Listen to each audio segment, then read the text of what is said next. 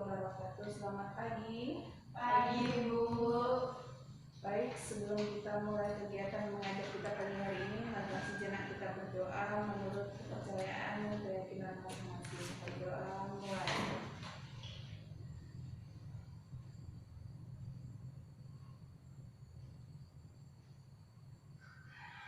Selesai. Bu absen ya.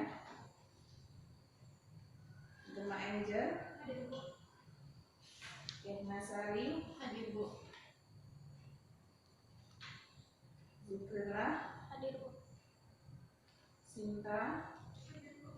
Zahara, Hadir, Bu. Ida, Hadir, Bu.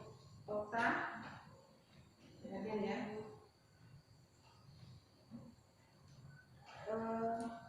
Pagi ini sebelum kita mulai pembelajaran, minggu lalu kita sudah belajar mengenai pidato persuasif. Yang kita bahas temanya adalah struktur isi dari pidato persuasif. Apa saja itu? Pernyataan posisi, argumen dan penguatan pernyataan posisi. Oke, kita masih lanjutkan materi kemarin.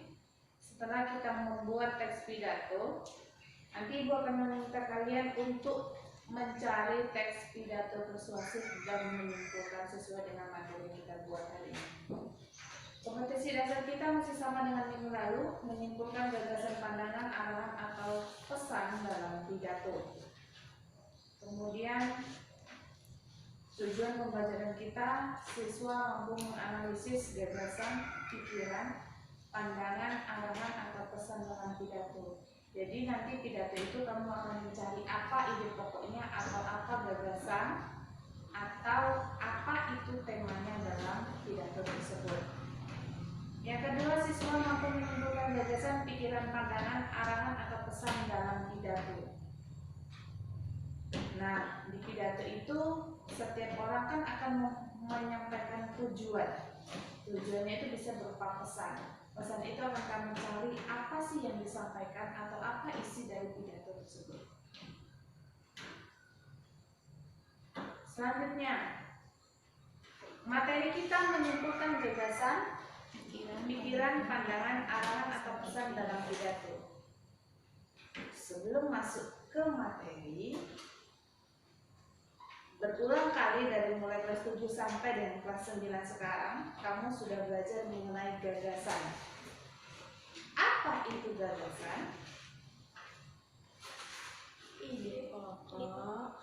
Ide pokok yang bisa dijelaskan dengan kalimat penjelas atau kata kunci.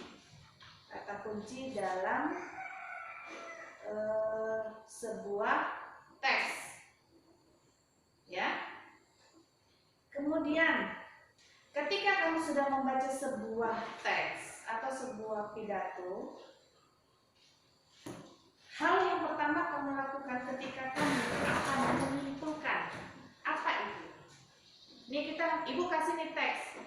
Silakan kamu ringkas. Kamu ringkas apa saja yang terdapat dalam teks tersebut. Jadi kan meringkas dengan membuat kesimpulan sama atau beda?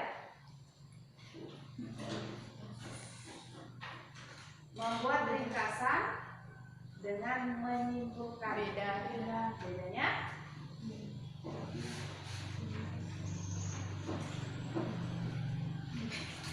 Bedanya apa? Bedanya menyimpulkan dengan meringkas. Dua kata simpel yang mungkin jawabannya hampir sama. Meringkas menurut kamu apa? Mencatat yang penting atau mencari pokok yang penting. Sedangkan menyimpulkan, saya beri contoh begini. Contohnya Koni. Koni ini adalah satu orang. Zikrillah Konita Villa. Ya, orangnya cantik. Kemudian siswa dari SMP Negeri 7 Tambusai Utara. Dia dilahirkan di Tambusai Timur. Jadi si Koni ini adalah anak yang pendiam. Berbeda terbalik dengan ketika dia berada di rumah. Koni adalah anak yang ramah. Berteman dengan dia merupakan hal yang sangat menyenangkan. Kesimpulannya apa dari cerita itu tadi?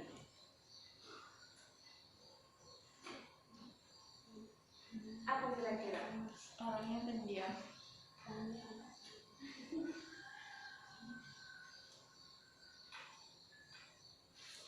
Kesimpulannya menceritakan tentang pribadi seorang Zikrillah. Kenapa begitu? Kalau yang namanya menyimpulkan atau membuat kesimpulan itu adalah isi dari keseluruhan intinya.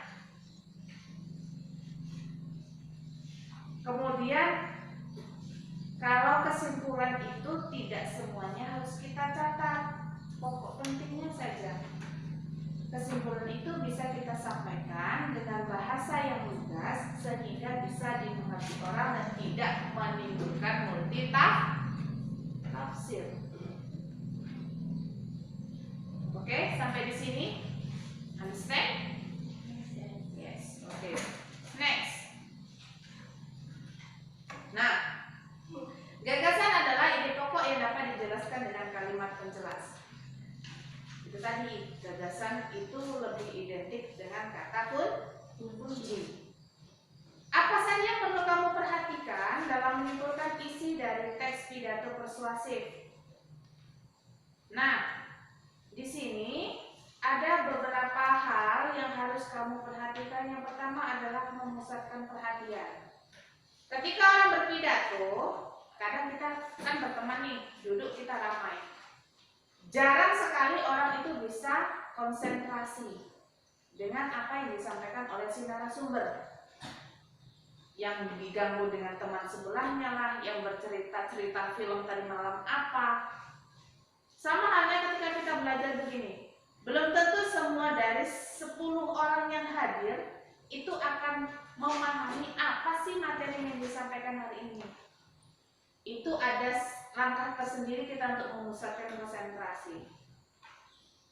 Yang kedua, menyiapkan alat tulis. Alat tulis itu bisa berupa pena, pensil, buku, alat rekam yang bisa kita gunakan untuk membuat sebuah catatan yang nantinya akan kita kembangkan dengan bahasa kita sendiri. Kemudian, yang ketiga, mendengarkan, membaca pidato persuasif atau membaca pidato persuasif. Ibu tanya nih, ketika kita muhadharah pagi, yang biasa kita duduk berdekatan dengan teman, berapa persen kira-kira kamu bisa konsentrasi dengan apa yang disampaikan teman di depan? 10%. Dari 50 lah kita buat 50% lah, itu udah paling tinggi. 50% di angka berapa kamu? 50. Hah? 5%, 20%, 10%. Nah, kemudian yang selanjutnya itu kemana perginya? Mikir sarapan lah habis muhadharah. Nanti malam acaranya ngapel lah. Kemana lagi? Oh, nanti aku habis sekolah, pulang sekolah mancing lah. Pasti mungkin terlalu banyak yang dipikirkan.